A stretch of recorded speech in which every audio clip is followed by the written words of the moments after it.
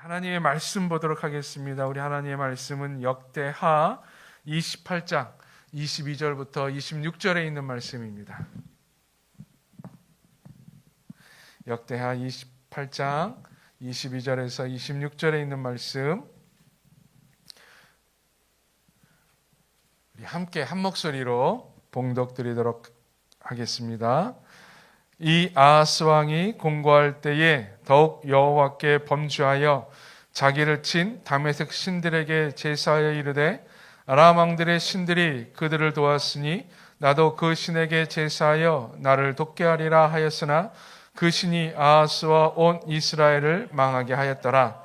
아하스가 하나님의 전 기구들을 모아 하나님의 전의 기구들을 부수고 또 여호와의 전 문들을 닫고 예루살렘 구성마다 제단을 쌓고 유다 각 성읍에 상 세워 다른 신에게 분향하여 그의 조상들의 하나님 여호와를 진노하게 하였더라.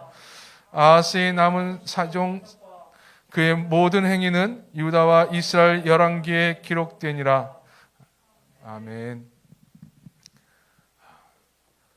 오늘은 아하스 왕에 관련된 이야기입니다. 우리가 지난 시간에 보았던 우시야 왕의 손자입니다. 우시야 왕, 그의 할아버지 우시야 왕과 그의 아버지 요담은 비록 우시야 왕은 마지막에 하나님을 바르게 섬기지 못해서 나병에 걸렸었지만 그런 나름대로 남유다를 굳건하게 하였습니다. 내실을 기했고 왕의 역할을 감당함으로 말미암아 이 남유다가 평안히 거할 수 있도록 적군의 침입을 당하지 않도록 할 수 있도록 참 내실을 기했던 왕들이었습니다. 그러나 이 아하스 왕은 그의 조상들과는 달리 처음부터 악을 행했던, 처음부터 다윗을 따라가지 아니하고 북이스라엘 왕의 길을 갔었던, 즉 우상을 섬겼던 왕이었습니다. 반대의 길을 갑니다. 북이스라엘 길을 따라 우상을 섬기기 시작하고 심지어는 하나님이 극도로 싫어하는 자녀를 제물로 바치는, 즉 몰록신을 섬기기까지 합니다. 전해 내려오는 이야기에 따르면 이 아하스 왕의 아들이 히스기야 왕이거든요. 히스기야를 몰록신에게 불로 지나가게 하기 위한 제사를 드렸대요. 제물로 바친 거야, 자기 아들을. 근데 그 어머니가 기지를 해서 겨우 히스기야가 살아남았었다라고 하는 이야기도 있다고 합니다. 왜 이렇게 아하스 왕이 이렇게 배신의 왕으로 낙인이 찍혔을까? 우리는 아하스 왕의 시대의 국제 정세를 잠깐 살펴보면은 그나마 인간적으로 좀 이해가 될까요? 우시야 왕과 그의 아버지 요담 왕 때는요, 북이스라엘 그 위에 나라들이 남유다를 건들 만한 여건이 되지 못했었습니다. 그러니까 남유다가 나름대로 내실을 기할 수 있었죠. 근데 이 아하스 왕 때, 그의 아버지 때나부터 시작됐던 이 아수르 나라가 제국으로 성장하기 시작합니다. 큰 제국이 되면서 점점 남하 정책을 펴요. 그래서 계속 공격이 심해졌고요. 거기에 따라서 이 북이스라엘의 베가라고 하는 왕과 그 위에 아람 왕 르신이 남유다를 공격을 하기도 합니다. 또 밑에 에돔 나라, 남유다의 밑에 있었던 에돔과 또 서쪽에 있었던 블레셋이 그동안 눌려 지내다가 이 아하스 왕 때에 침공을 합니다. 그러니까 국제정세가 생기게 불안했죠. 많이 곤란을 겪고 있었죠. 그리고 또한 북이스라엘 내부 내에서는 지속적인 반역이 일어나서 상당히 불안한 상황. 그걸 바라보면서 아마 아하스 왕은 우리나라를 분명히 다른 나라들이 침공하고 계속 공격을 하오니 불안하고 북이스라엘의 반역이 계속 일어난 것처럼 혹시 우리 내부에서도 또 다른 반역이 일어나지 않을까 늘 전전긍긍했었던 왕입니다. 이러한 상황 가운데 하나님이 가만히 계셨는가? 물론 아니었습니다. 아람과 북이스라엘 침공이 왔을 때에 하나님께서 약속을 주세요. 걱정하지 말아라. 저들은 그냥 불쏘시개 같은 존재들 뿐이다. 그냥 불에 다 탄 나무 조각일 뿐이니 아무런 걱정하지 말아라 라고 하나님의 말씀을 전합니다. 그 말씀을 전한 자가 바로 우리가 잘 아는 위대한 선지자 이사야입니다. 우시아 왕이 죽은 해부터 시작된 이사야의 사역은 이 아하스 왕과 히스기야 왕 때까지 계속 지속이 되지요. 하나님의 말씀을 담대히 전하고 놀라운 하나님의 은혜를 간직하고 있었던, 또 하나님의 권능을 선포했던 이사야 선지자가 있었음에도 불구하고 아하스 왕은 선지자의 말을 듣지 않고 이 아람과 북이스라엘의 침공이 왔을 때에 당시에 제국으로 성장해 있었던 아수르에게 도움의 손길을 청합니다. 원군을 청하고 또 그에게 복속하는 의미로 군신의 예를 합니다. 하나님이 도와주겠다고 했는데 아수르를 선택해요. 왜 그가 그렇게 하나님을 배신했을까? 하나님을 배신한 이유가 뭐였고 그가 왜 잘못된 길로 걸어갔을까? 우리는 세 가지의 모습을 통해서 아하스의 배신의 모습을 살펴보고자 합니다. 첫 번째, 그가 듣고 본 사실 때문에 하나님을 배신했습니다. 우리는요, 우리가 본 사실은 내가 보지 못한 진리보다 강력하게 나에게 다가옵니다. 북이스라엘의 침공과 아수르의 세력 확장, 이것은 아수르가 듣고 보았던 사실이었습니다. 이 문제를 해결해야 됩니다. 북이스라엘이 지금 막 나를 침공하고 지금 공공에 처해 있는데 아수르가 계속 남하 정책을 피기 때문에 만약에 아람이나 북이스라엘을 아수르가 공격을 하면은 남유다를 공격할 수 있는 힘이 쇠약해질 것이다, 빠질 것이다 라고 하는 판단을 하게 되죠. 그가 본 사실이죠. 그가 본 사실에 아하스는 마음을 뺏깁니다. 반면 하나님의 약속, 아람과 북이스라엘은 그냥 불에 다 탄 나무 조각과 같습니다 라고 했던 이사야의 말은 자기가 듣지 못한 사실이에요. 자기가 보지 못한 사실이에요. 북이스라엘과 아람은 자기보다 훨씬 더 국력이 강해요. 훨씬 더 힘이 세요. 도저히 그와 비교할 수 없는 상황이었습니다. 그러니까 이사야의 말은 내가 보지 못한 것이고 자기가 판단한 것은 아수르는 자기가 본 것이에요. 그래서 아하스는 듣고 본 사실을 택하며 하나님을 배신합니다. 듣고 본 사실로 하나님을 배신하는 거예요. 우리의 현실이 이와 같습니다. 우리가 듣고 본 사실을 인정하며 그 사실을 진리라고 생각을 합니다. 우리 눈앞에 펼쳐지는 수많은 정보들이 있어요. 수많은 이야기들이 있는데 그 이야기들 중에서 우리는 그 모든 정보들이 다 사실이라고 말하지 않아요. 내가 본 거고 내가 들은 것을 내가 받아들이면서 이것이 사실이라고 생각하고 그 사실을 우리는 여러분 사실이에요. 사실인데 그 사실을 우리는 진리로 착각을 해요. 아수르가 힘이 센 건 사실이에요. 아수르가 북이스라엘을 이길 수 있는 건 사실이에요. 근데 아수르가 나를 도와 북이스라엘을 막아줄 것이다 라고 하는 것, 확신, 진리로 믿은 거죠. 아하스는. 그래서 자기가 보지 못했던 하나님의 말씀보다, 하나님의 약속보다 아수르를 택했던 것입니다. 하나님의 약속, 우리가 보지 못한 진리는요, 믿음으로 받아들여야 됩니다. 이 믿음은, 보지 못한 것을 믿는 이 믿음은 우리의 의지가 동반이 돼요. 내가 믿으려고 해야 됩니다. 내가 보고 들은 것은요, 내가 믿으려고 하지 않아도 자연스럽게 믿어져요. 그러나 보지 못한 것은요, 내가 믿는 의지가 필요하기 때문에 훨씬 더 힘이 들죠. 그래서 듣고 본 사실에 우리가 훨씬 더 마음을 빼앗기게 됩니다. 우리가 하나님을 배신하는 경우가 종종 이거예요. 내가 듣고 본 사실 때문에 하나님을 종종 배신하게 되고 하나님을 믿지 못하게 되지요. 성경에 관련된 이야기들, 성경 속에 나타난 사건들, 우리는 이것을 사실로 인정을 합니다. 역사적 사건으로 우리는 받아들입니다. 근데 17세기, 18세기, 19세기 초까지만 하더라도 성경에 대한 유럽 사람들의 인식은요, 성경은 단순히 허구와 과정이 점철된 종교 서적으로 생각했어요. 지식인들이. 그들이 지금까지 연구했었던 것들, 보고 들었던 사실들은요, 아브라함 시대, 모세 시대에는 문자가 없다고 생각했어요. 그들이 지금까지 가지고 온 모든 서적에 보면은 아브라함 시대 때의 글이 없어요. 모세 시대 때의 어떤 문자를 보지를 못했어요. 그들이 본 것은 로마의 글자였습니다. 그들이 본 것은 그 전에 이전에 자기들이 알고 있었는 헬라 시대의 문자였을 뿐이었어요. 그러니 아브라함의 사람들, 아브라함 때는요, 글자를 모른다고 생각했어요. 없다고 생각했어요. 근데 성경에 아브라함의 사건들, 모세가 글을 썼다 그러니 믿지를 못하는 거지요. 이건 가짜야, 허구야 라고 생각을 했어요. 듣고 보지를 못했었으니, 듣고 본 것들만 사실로 생각하고 진리로 생각했으니. 근데 19세기 후반 20세기 초에 드디어 성경에 나와 있던 지역들이 유럽 사람들이 건너갈 수 있는 상황이 됩니다. 그리고 고고학적인 발굴들이 시작이 돼요. 근데 반전이 일어납니다. 아브라함 시대와 그 이전의 문자들이 발견이 돼요. 모세 시대에는 훨씬 더 문명화된 것들이 있었음을 알 수 있게 됩니다.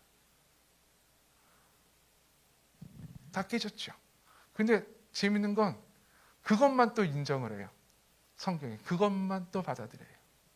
20세기 중반에 독일의 유명한 볼트만이라고 하는 신학자가 있었습니다. 이 사람은 1세기 예수님 시대의 사람들은 지금 20세기에 사는 유럽인보다 훨씬 더 지성이 떨어진 아주 무지몽매한 자들로 생각했어요. 그래서 예수님의 사건들을 다 이들이 1세기의 유대인들이 잘못 바라본 거라고 생각했어요. 즉 예수님이 무리를 건넜다고 하는 것, 예수님께서 오병이의 사건을 일으켰다고 하는 것은 다 이들이 무지몽매해서 잘못 파악한 거라고 생각을 했어요. 그래서 볼트만은요, 예수님의 복음서 중에서 그런 기적적인 사건들은 다 빼고 예수님께서 하신 말씀들, 우리가 주일날 보면 산상보험 같은 말씀들, 그 말씀들만 성경이라고 이야기했어요. 자기가 보고 듣지 못했다고 생각했기 때문에.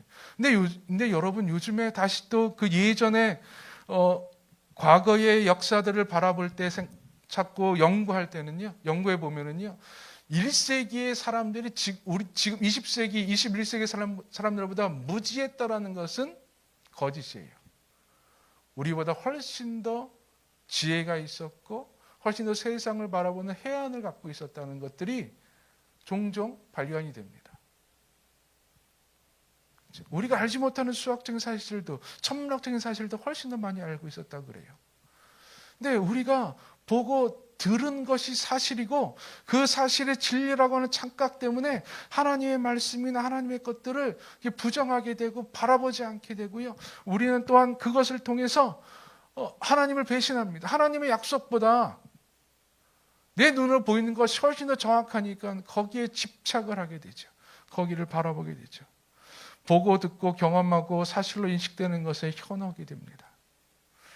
여러분, 하나님의 역사는 보고 듣고 난 후에 믿는 자들이 아니라 믿고 나아갔던 자들을 통해서 이루어졌습니다. 아하스는 보고 들은 것만 바라봤어요. 그래서 하나님을 배신하게 되죠.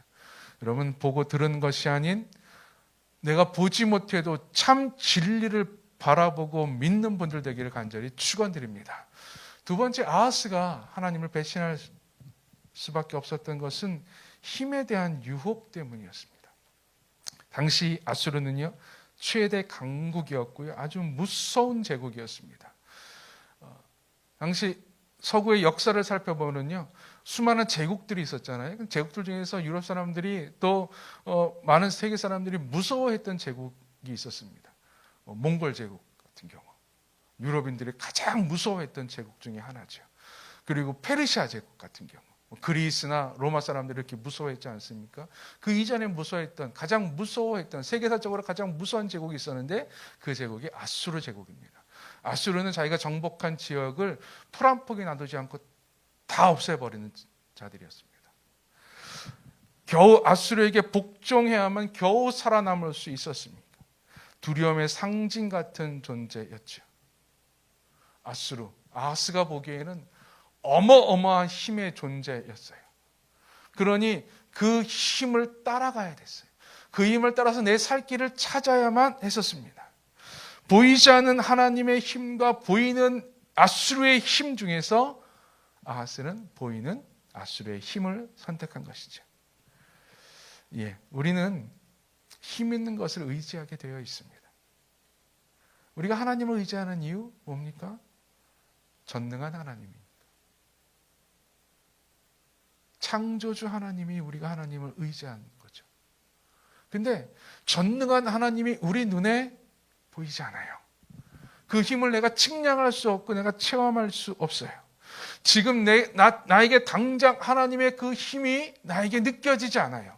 근데 아수르의 그 힘은 당장 느껴져요. 막 군사들이 내려오고 창칼을 가지고 오고 그 모습이 보이는 거예요.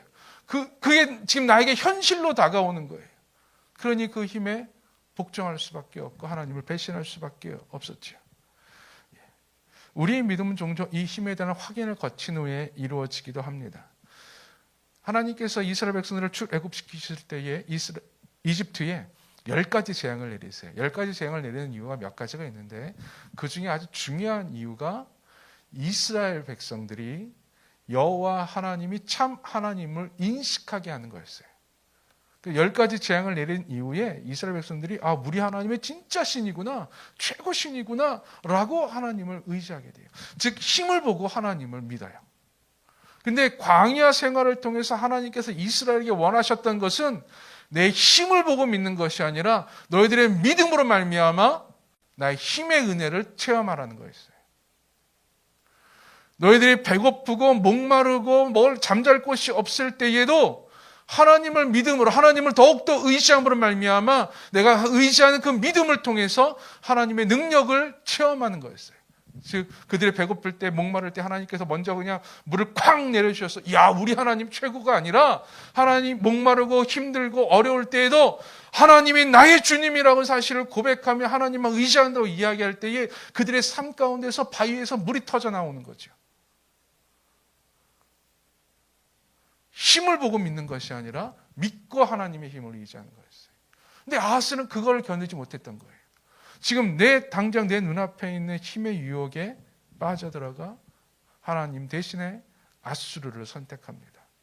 아니요. 그리고 보험으로 하나님을 두기도 해요. 여러분 완전히 배신했다고 해서 아하스가 하나님 전혀 안 믿었던 거 아닙니다. 성전 계속 있었어요. 이사야 계속 성전에서 활동했었어요.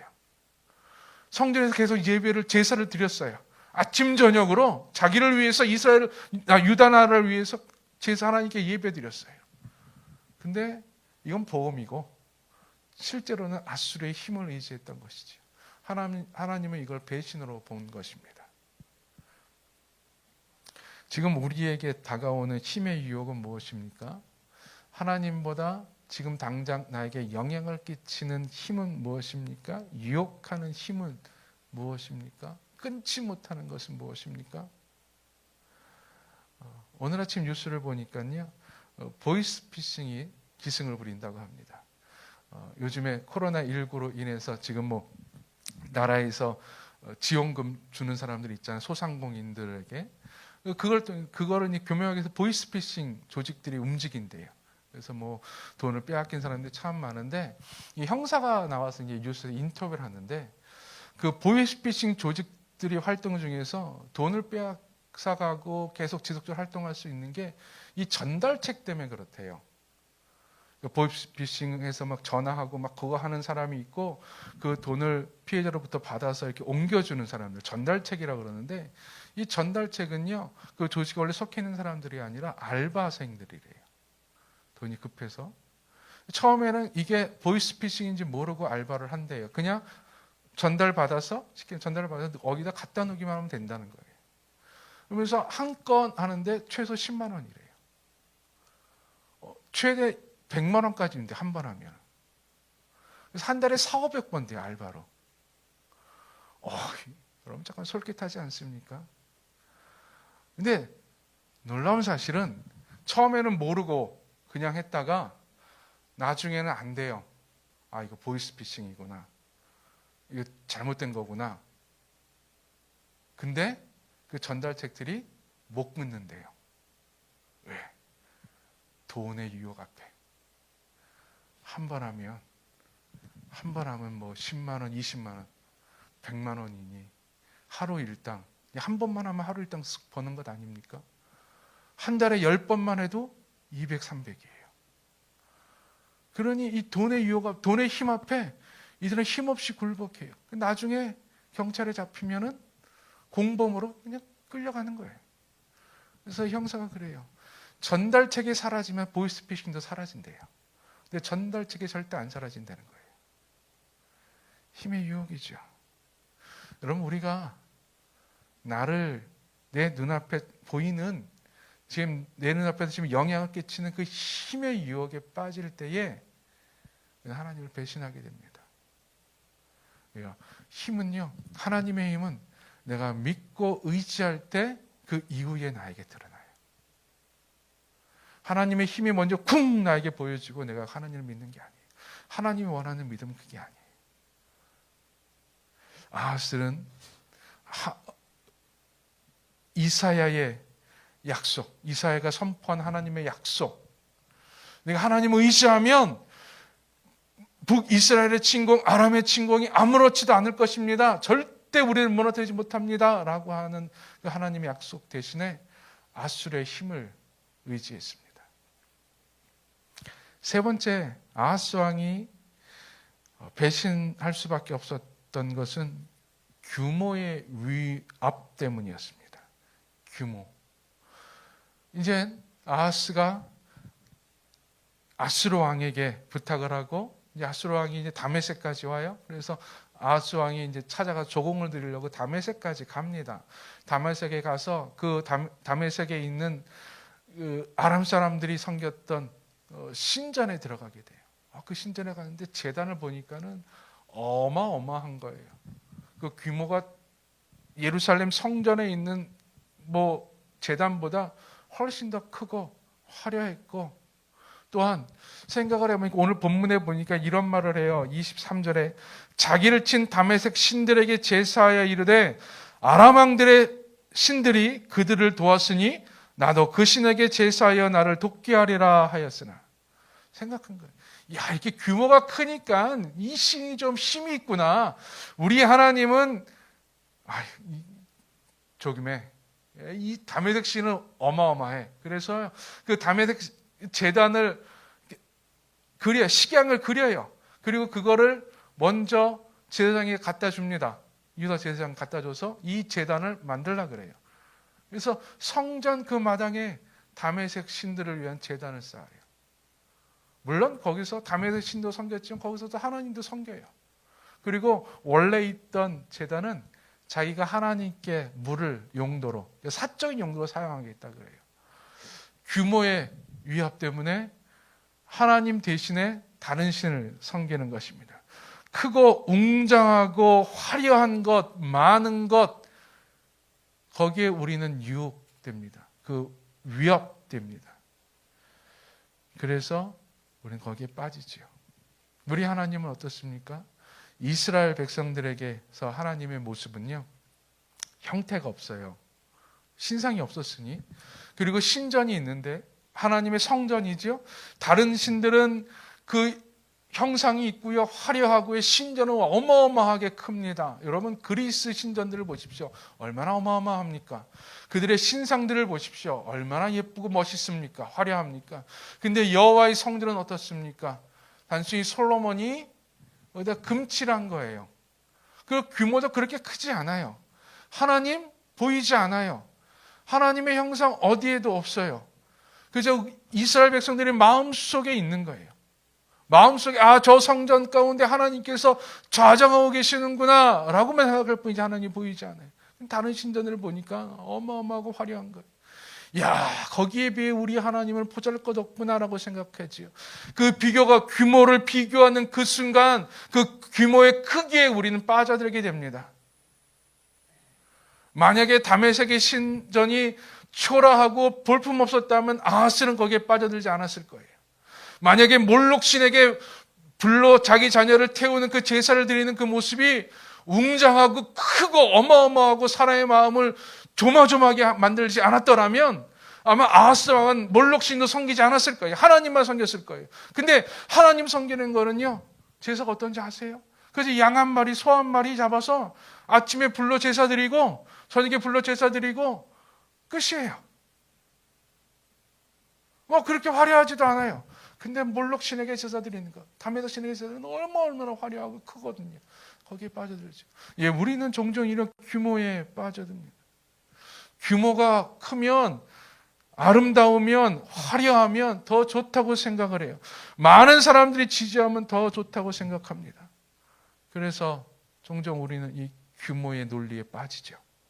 그래서 화려한 것들, 큰 것들, 웅장한 것들이 좋고 선하고 힘있다고 생각을 합니다. 하나님에 대해서도 마찬가지죠. 우리가 하나님의 교회를 바라볼 때에 종종 규모가 크고 화려하고 많은 것이 있으면 저게 더 좋은 곳이로구나 라고 생각해요. 작고 연약해 보이는 교회는 저기서 뭐가 선한 것이 있겠어? 라고 생각합니다. 우리 쉽게 그렇게 판단에 빠져요. 저도 그래요.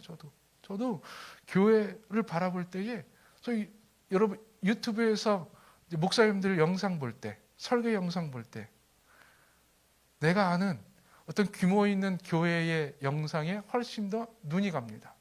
그리고 거기서 선포되어지는 메시지에 훨씬 더 수긍을 많이 합니다.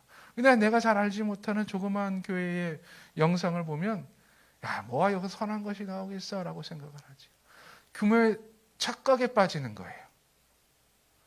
근데 만약에 그 큰 규모, 화려한 규모가 잘못된 것이라 할지라도 우리는 이미 규모에 빠져들었기 때문에 거기에 그냥 휩쓸리게 되죠. 아하스가 그러한 우를 범했던 것입니다.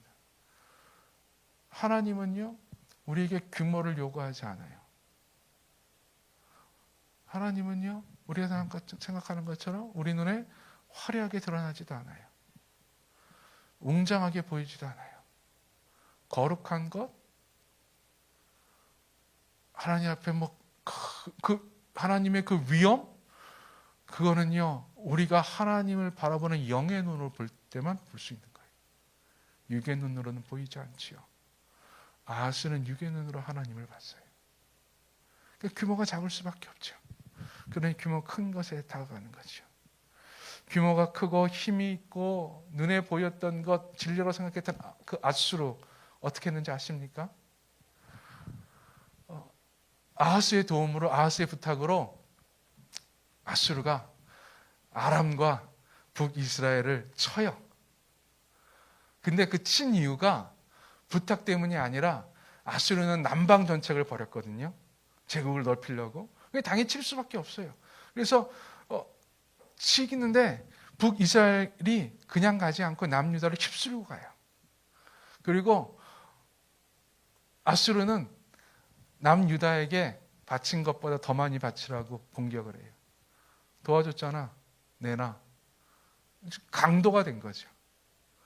도와주고 다시 또 강도가 되면서 더 많은 것을 요구하고 빼앗아 갑니다. 예, 하나님이 아닌 다른 것들은요, 우리에게 이와 같아요.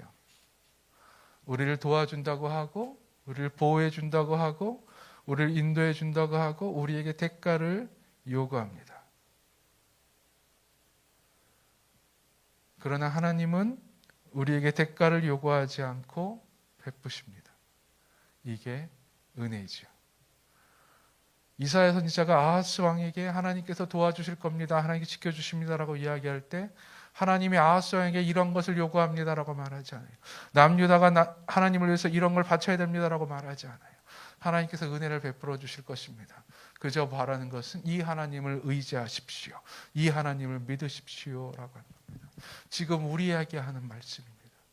힘들어요, 어려워요, 하나님의 도움이 지금 내 눈앞에 있는 것 같지 않아요, 잠깐만 다른 것이 유혹을 해와요, 다른 것이 나에게 손을 뻗쳐요, 내가 너를 도와줄 수 있다고, 너가 이 길만 따라가면 훨씬 더 편히 살 수 있다고 말을 해요. 좀 다른 길로 걸어가도 하나님만이 다른 것을 의지하게 되면 훨씬 더 쉽다고 이야기해요. 그러나 그들은 우리에게 대가를 요구합니다. 우리의 생명을 요구하기도 하고 우리의 피를 요구하기도 합니다. 그러나 하나님은 우리에게 은혜를 주십니다.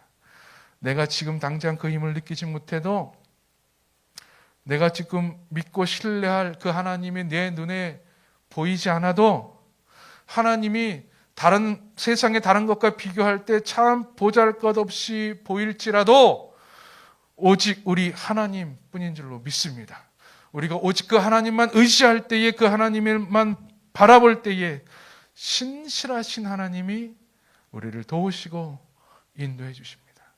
여러분, 절대 하나님을 배신하지 맙시다. 복음이 전해질 때까지 증인된 삶을 결코 쉬